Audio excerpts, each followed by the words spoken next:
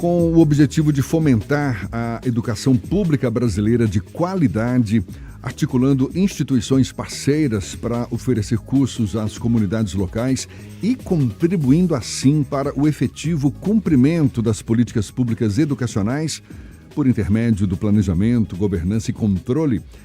O projeto Educação é da Nossa Conta na Estrada, promovido pelo Tribunal de Contas do Estado da Bahia, deve visitar o município de Alagoinhas, agora nos próximos dias 5 e 6 de outubro. O projeto foi implementado desde 2017 e agora está literalmente com o pé na estrada. Quem vai falar mais sobre essa iniciativa conosco é a conselheira do Tribunal de Contas do Estado da Bahia, Carolina Matos, conosco aqui no Issa Bahia também. Um prazer recebê-la. Seja bem-vinda, Carolina. Bom dia. Bom dia. Obrigada a todos. Um bom dia para seus ouvintes, Jefferson.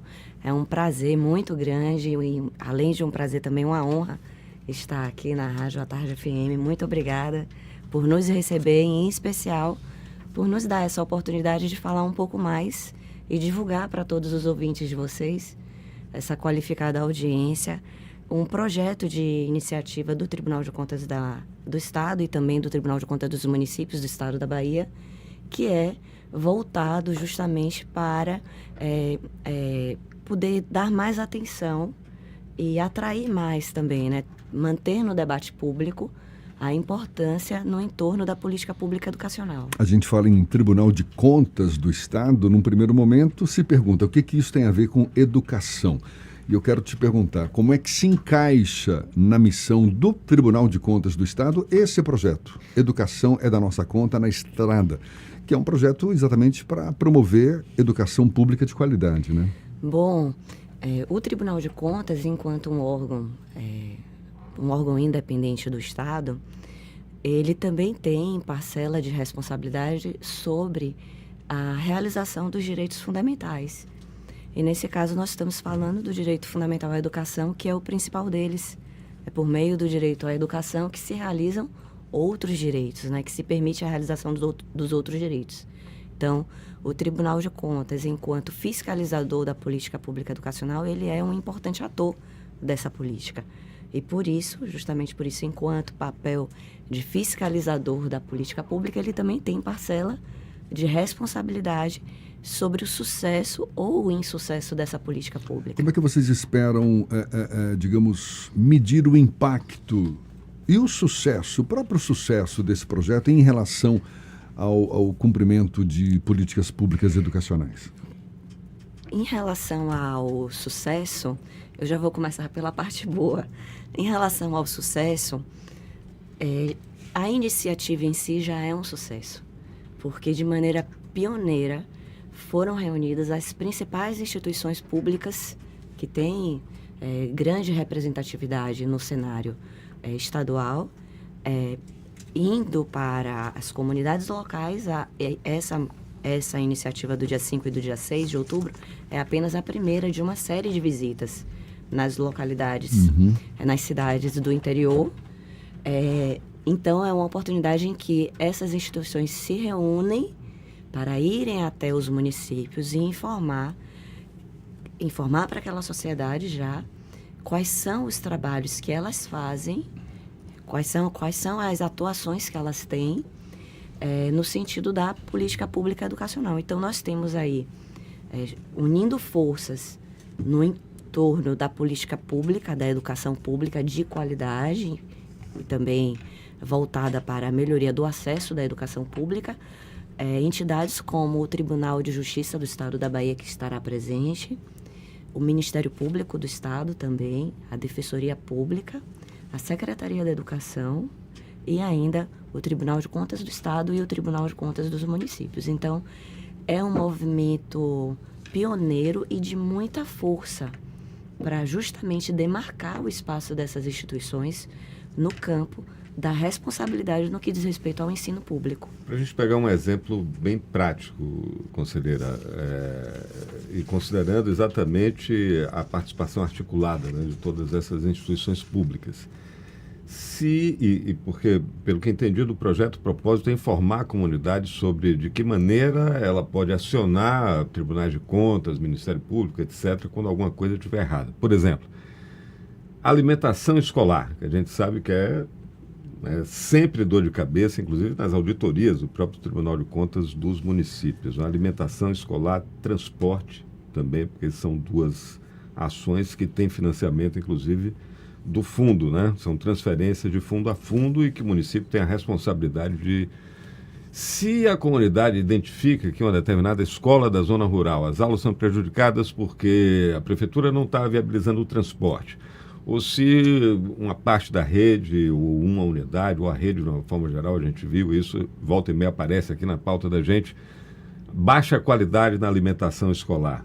Né, de que maneira a comunidade aciona e como é que isso funciona na prática, né? Qual o efeito prático se algum município está descumprindo aí alguma coisa, está investindo menos do que o percentual de 25% na educação. Como é que funciona?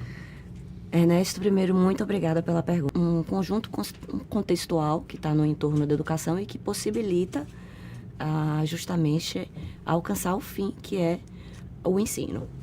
Em relação à questão da alimentação escolar, em especial, sua pergunta é extremamente pertinente porque também estará presente neste encontro o Fundo Nacional de, num primeiro momento, essas instituições juntas, elas apresentarão suas atividades no entorno da educação pública, as suas contribuições no entorno da educação pública para a sociedade local. E já no turno oposto, nós teremos uma série de mini-cursos, porque esse evento ele é voltado para formação e capacitação. Então, o interesse desse evento, o objetivo específico desse evento é possibilitar uma qualificação maior, uma qualificação técnica maior, mais apurada, justamente do público-alvo, que são os gestores, o controle social, a comunidade escolar, exatamente, os conselhos. Então, neste sentido, especificamente em relação à política pública de alimentação escolar, nós teremos o curso Programa Nacional de Alimentação Escolar como Garantia de Direito Humano à Alimentação Adequada. Esse mini curso no turno oposto, ele vai ser proferido pela Secretaria da Educação. Então, não se trata apenas de um evento de apresentação de contribuição. Se trata de um evento que tem uma finalidade específica. Tem um componente pedagógico aí também, né? Exatamente, de formação e capacitação, né? Os tribunais de contas atuando de maneira muito intensa na sua função pedagógica, que também repercute como um indutor de boas práticas. Bom, eu não sei se isso tem a ver, mas para mim é uma referência de um ex-conselheiro, ex-presidente do tribunal, que foi o professor Zilton Rocha, né? Que ele deixou uma marca muito nisso. Eu estou vendo aqui, o tribunal continua apostando em comunicação e nessa abordagem. Tem aqui uma revistinha em quadrinhos, né, super bem produzida, bem ilustrada, que apresenta o Tribunal de Contas, explica o que é o tribunal. Para muita gente é uma coisa... Muita gente vê a palavra tribunal e imagina que é um tribunal do judiciário, que julga, condena, prende. Não é bem assim, né? Não. O professor Zilton Rocha, que atuou de maneira muito intensa, inclusive nessa área de estímulo, incentivo. Que é um professor, um educador também, exatamente, né? Exatamente. E nós temos, como um efeito colateral dessa iniciativa, o objetivo principal é a formação e capacitação. Mas como um efeito colateral, eu diria que seria a aproximação com a sociedade, que é muito importante.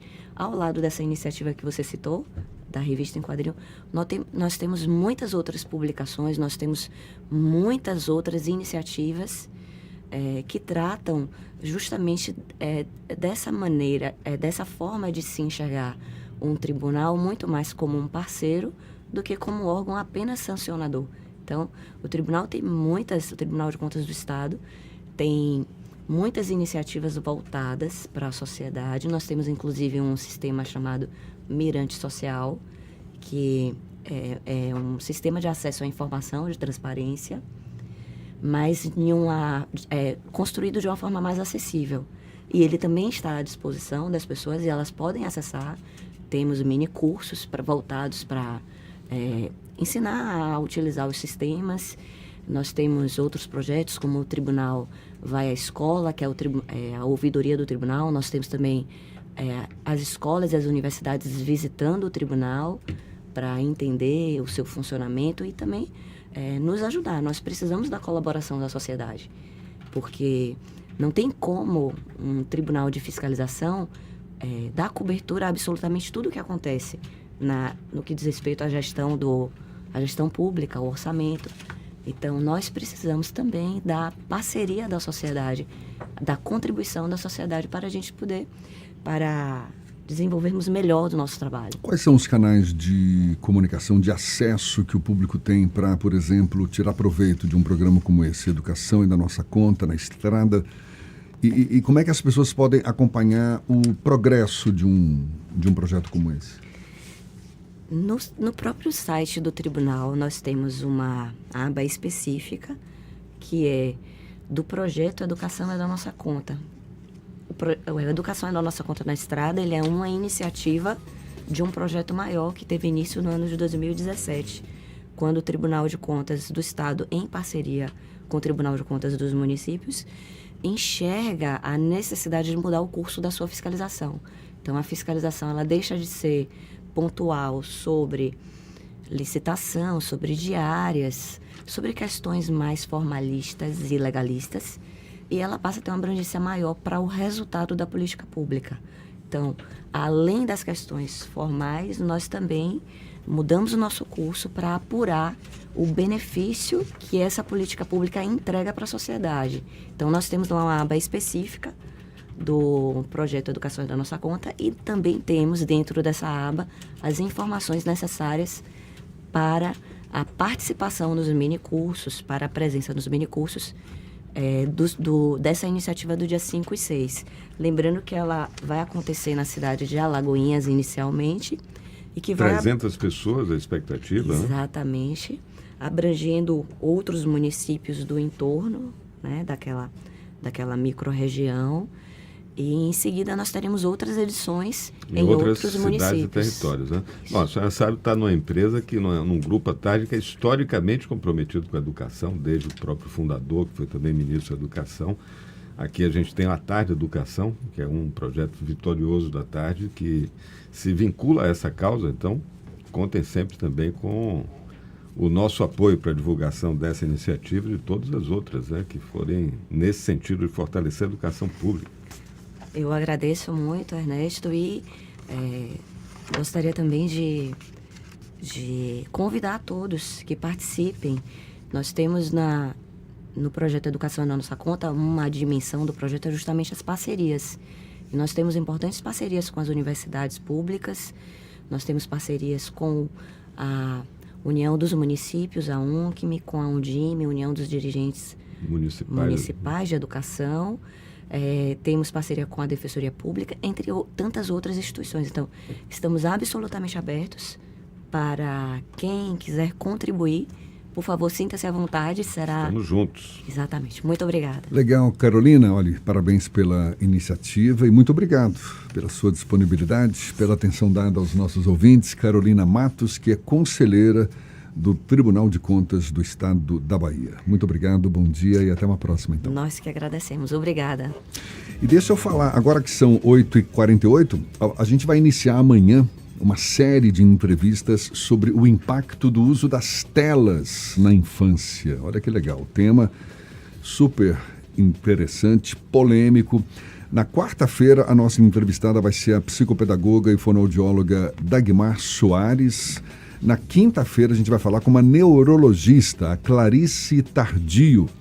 Ela que, do ponto de vista neurológico, né, vai colocar para a gente também o que avalia como impactante, como decorrência desse uso das telas na infância. E na sexta-feira, a gente conversa com a oftalmologista Carla Cordeiro. Tem impacto também na visão das crianças?